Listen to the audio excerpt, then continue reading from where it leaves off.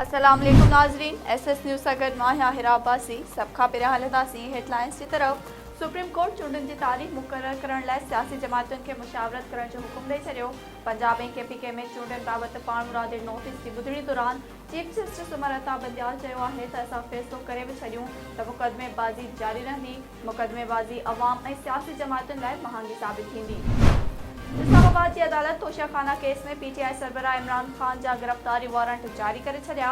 अदालत इमरान खान की गैर हाज़िरी ते कावड़ जो इज़हार कंदे सदस ज़मानत न थियण जोगा गिरफ़्तारी वारंट जारी कया आहिनि।